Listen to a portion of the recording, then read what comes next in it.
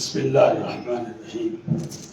جناب صدر صاحب اور دیگر مقالہ نگار اور سامعین حضرات، گجرات میں اردو تعلیم کی صورتحال، مسائل اور تجویز کے عنوان سے ایک مقالہ میں نے ترتیب دیا ہے۔ اس میں اکثر حصہ تو آج کا جو تعاون کرنے والے ہیں قومی کونسل برائے فروغ اردو، اس کے ایک رسالے سے میں نے اکثر مواد لیا ہے۔ ساتھ ساتھ میں اخیر میں کچھ میں اپنی تجاویز بھی پیش کروں گا۔ امید ہے کہ آپ اس پر غور فرما کر میری تجویز کو آگے بھیجنے کی کوشش کریں۔ انسانی معاشرہ اپنے مافی ضمیر کے اظہار کے لیے زبان کا ایک نظام تشکیل دیتا ہے اور اسی کے ذریعے اپنے جذبات اور کیفیات اور معمولات کا بیان کرتا ہے۔ گویا ایک انسانی معاشرے میں سب سے پہلے زبان کا وجود ہوتا ہے۔ یہاں زبان سے مراد وہ پہلی شکل ہے جسے بولی کہتے ہیں۔ آہستہ آہستہ زبان اپنے ارتقائی مراحل طے کرتی ہوئی ادب کی شکل میں ہمارے سامنے آتی ہے۔ گویا یہ ہم کہہ سکتے ہیں کہ بولی اور ادب کا ایک دوسرے سے لازمی رشتہ ہے۔ اس فقرے کے ساتھ میں کچھ جوڑنا چاہتا ہوں کہ ہمارے گجرات میں، ہمارے اسلامی معاشرے میں، محلوں میں جتنی مساجد ہیں، مکاتب ہیں، سب سے پہلے اپنی مائیں اپنے بچوں کو تعلیم کے لیے مسجد میں بھیجتی ہیں، اور وہاں جو بھی علماء حضرات ہیں، مکاتب کے معلمین حضرات ہیں، وہ سارے کے سارے قرآنی علوم کے ساتھ ساتھ اردو کی تعلیم بھی دیتے ہیں، تحریر بھی کراتے ہیں، سب کچھ کرتے ہیں۔ لیکن افسوس اس بات کا ہے کہ اس کا جو وقت ہوتا ہے وہ بہت مختصر ملتا ہے۔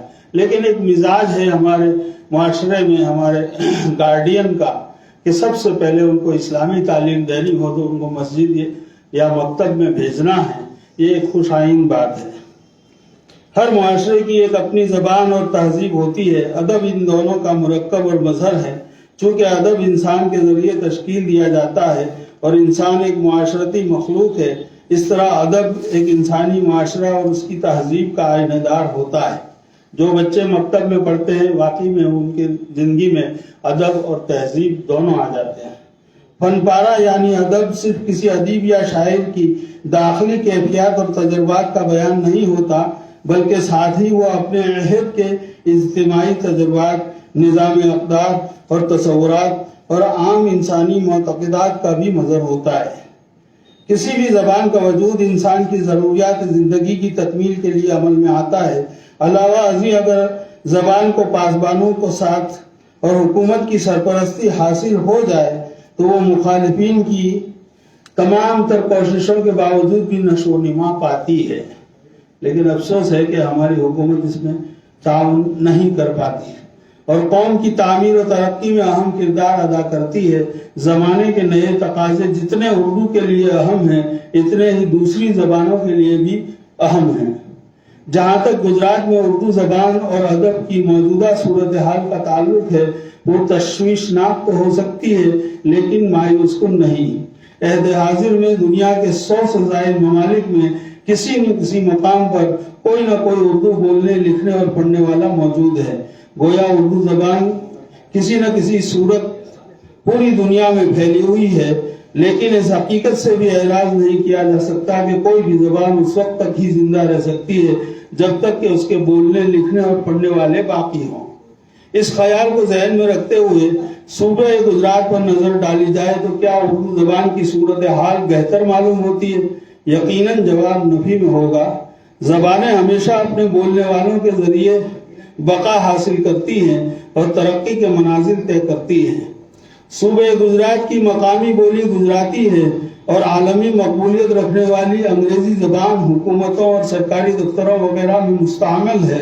اب سوال یہ ہے کہ ایسے حالات اور معاشرے میں اردو زبان کس طرح اپنا وجود قائم رکھے اور ترقی بھی کرتی رہے۔ ان مسائل پر سنجیدگی سے غور کیا جائے تو ایسا نہیں ہے کہ ان کا حل ممکن نہیں ہے۔ اردو کی کتابوں پر نظر ڈالی جائے تو ان کی اشاعت میں ہر سال بتدریج اضافے ہو رہے ہیں، لیکن قارئین کی تعداد میں مسلسل کمی واقع ہو رہی ہے۔ مادہ پرستی سے لے کر ذرائع ابلاغ मसलन रेडियो, टीवी चैनल्स तक उसके बहुत से असबाब हैं। चंद मसलों पर रोशनी डालना जरूरी मालूम होता है। नंबर 1, गुजरात ही नहीं बल्कि पूरे हिंदुस्तान का अगर हम जायजा लें तो खुद हमारे उर्दूदा हजरात अदीब व शायर की ही औलादें न सिर्फ उर्दू से नाआशना हैं बल्कि उन्हें इस जबान से कुछ रग़बत भी नहीं है। हमें इस कौल को ज़हन नशीन कर लेना चाहिए और याद रखना चाहिए कि इस्लाह की शुरुआत खुद अपनी ज़ात और अपने घर से करनी चाहिए। नंबर 2, उर्दू का एक मसला तालीम व तदरीस का है। मेरे पास पूरे गुजरात सूबे के आदाद और शुमार तो नहीं है, लेकिन जो कुछ अब तक देखा है और सुना है, ऐसे स्कूलों की तादाद बहुत कम है जिनमें उर्दू जबान बहैसियत निसाब प्राइमरी से लेकर सीनियर सेकेंडरी स्कूल तक हो। इसलिए तालीम व तदरीस को अव्वलीन अहमियत देना, खुसूसन ऐसे माशरे में जहाँ राब्ते की जबान मखसूस मकामी बोली हो, नागुज़ेर हो जाते हैं। उर्दू की तालीम के सिलसिले में बड़ौदा के सुलेमानी बोहरा तैयब जी के स्कूल मोहम्मदन एजुकेशनल सोसाइटी की गिराकद्र खिदमत का जिक्र यहाँ जरूरी है, जो काबिल मुबारकबाद तो है ही, लेकिन दीगर सहाबान कौम जो सरोवतमंद है उनके लिए बाइस इबरत भी है। इस सोसाइटी के 4 स्कूल हैं और चारों में उर्दू बहैसियत निसाब प्राइमरी दर्जे से लेकर सीनियर सेकेंडरी तक पढ़ाई जाती है। पूरे सूबे गुजरात में उर्दू के आला तालीमी मराकज सिर्फ 3 हैं: बड़ौदा का MS यूनिवर्सिटी, गुजरात कॉलेज और गुजरात यूनिवर्सिटी। इस सिलसिले में मदारिस को भी पहल करनी चाहिए और अपनी निसाबों की तदरीस में उर्दू जबान को जरिए तालीम बनाना चाहिए। मजीद एक मसले की जानिब और तवज्जो दिलाता चलूं कि मदारिस को चाहिए कि वो ऐसा बोर्ड भी कायम करें कि उनके यहाँ से फारिग तलबा की सनदें गुजरात हुकूमत के सीनियर सेकेंडरी की सनद के मुसावी हों, ताकि आला तालीम हासिल करने के लिए तलबा बराह रास्त यूनिवर्सिटियों और कॉलेजों में दाखिला लेकर अपनी तालीम जारी रख सकें। इस सिलसिले में गुजरात उर्दू एकेडमी को भी गौर करना चाहिए और हर मुमकिन कोशिश करनी चाहिए। उर्दू जबान का एक अहम मसला ये भी है कि बाज़ लोग इसे मजहब के साथ जोड़ते हैं। उर्दू एक जबान है और जबान अवाम की मिल्कियत होती है, किसी की जागीर नहीं। ये नजरिया कि उर्दू मुसलमानों की जबान है सरासर गलत है। तारीख शाहिद है कि हिंदुस्तान की इस महबूब जबान की नशोनुमा में मुल्क के तमाम मज़ाहिब के लोग, हिंदू, मुस्लिम, सिख, ईसाई, गज़ के फिरंगियों ने भी बिला इम्तियाज मजहब व मिल्लत इसकी तरक्की में अपनी खिदमत अंजाम दी है। ये हर उस फर्द की जबान है जो इसे अपनाता है। जिस तरह इस जबान में दूसरी जबानों के अल्फाज को अपने अंदर जज्ब कर लेने की सलाहियत है, इसी तरह इसने न सिर्फ मुहिब्बान उर्दू को कबूल किया है बल्कि इज्जत भी बख्शी है। मीर व गालिब हों या दयाशंकर, नसीम व रघुपति, सहाय फिराक गोरखपुरी, सआदत हसन मिंटो व कुर्रतुल ऐन हैदर हों या कृष्णचंद्र हों, राजेंद्र संघ बेदी, शमसुर रहमान फारूकी हों या गोपीचंद नारंग, हर किसी ने उर्दू जबान और अदब की खिदमत की है और उर्दू ने भी इन्हें वो इज्जत व वक़ार अता किया है जिसके वो मुस्तहिक थे।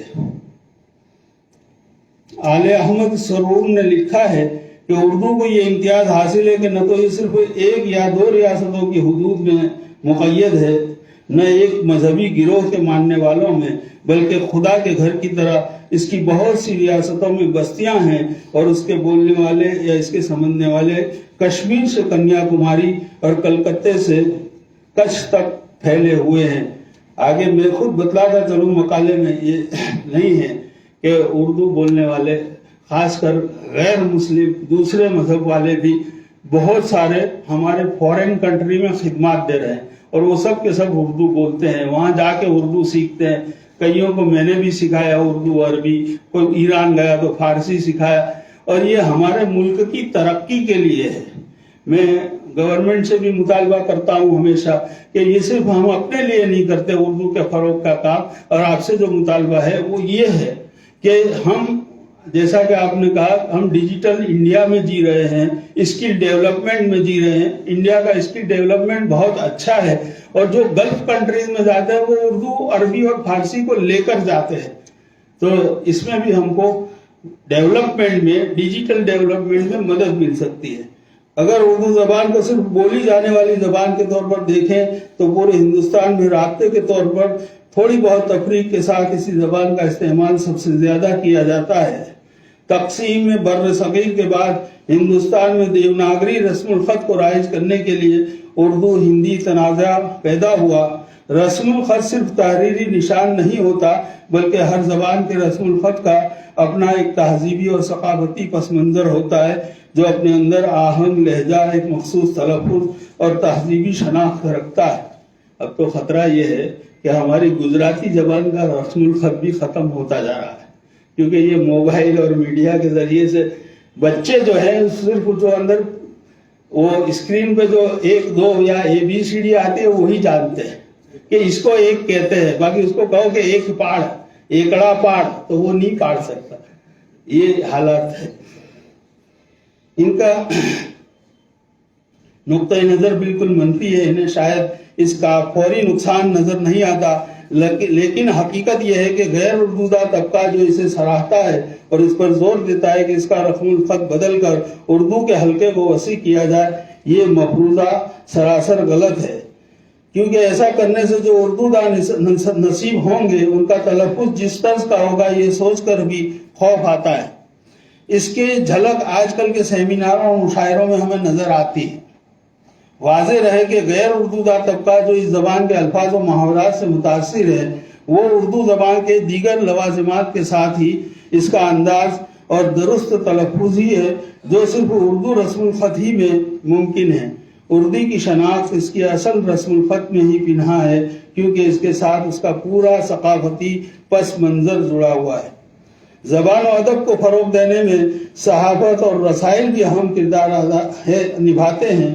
21ویں صدی میں شاید ہی گجرات میں کوئی اردو اخبار نکلتا ہو۔ زبان کے فروغ میں اخبار ایک اہم کردار ادا کرتا ہے، کیونکہ اخبار روزمرہ بولنے والی واقعات و حادثات کا بیان ہوتا ہے جو انسان کی دلچسپی کا ایک بہترین وسیلہ ہے۔ اسی طرح رسالے کی اشاعت ادبی ذوق اور ادب کے فروغ میں اپنا کردار ادا کرتی ہے۔ رسالہ نہ صرف تخلیقی اصناف کو لوگوں کے سامنے پیش کرتا ہے بلکہ اہل علم کے مضامین، ہمارے لکھنے والوں کے نقطۂ نظر کی رہنمائی بھی کرتا ہے۔ صابر نامہ گجرات اکیڈمی سے شائع ہونے والا ایک قدیم ادبی رسالہ ہے۔ اس کے علاوہ اس صوبے سے کئی اردو رسالے شائع ہوتے ہیں، اس کی اطلاع راکم کے پاس نہیں ہے۔ جب وسائل ہی موجود نہ ہو تو نتیجے کی امید بھی بے معنی ہے۔ تاریخ شاہد ہے کہ گجرات کی بندرگاہیں تقریباً 2000 قبل مسیح سے لے کر 18ویں صدی تک تاجروں، صوفیاء کرام، علماء اور ادباء، ملکی و غیر ملکی حکمرانوں کی آماجگاہ بنی رہی۔ در حقیقت اردو 15ویں صدی کے نصف آخر میں ادبی شکل اختیار کر چکی تھی۔ اب یہ تاریخ الٹی تھی، آج ہم نے تاریخ ہی بدل دی ہے کہ گجرات کے جتنے بھی نوجوان اسکل ڈیولپڈ ہو کر، زبانوں سے ڈیولپ ہو کر گلف وغیرہ میں، حجاز میں، کہیں فورن میں جاتے ہیں تو وہ گجراتی زبان تو بھلے لے کے جاتے ہو، لیکن وہاں جب آپس میں دوسرے لوگ ملتے ہیں تو وہ اردو ہی کا استعمال کرتے ہیں۔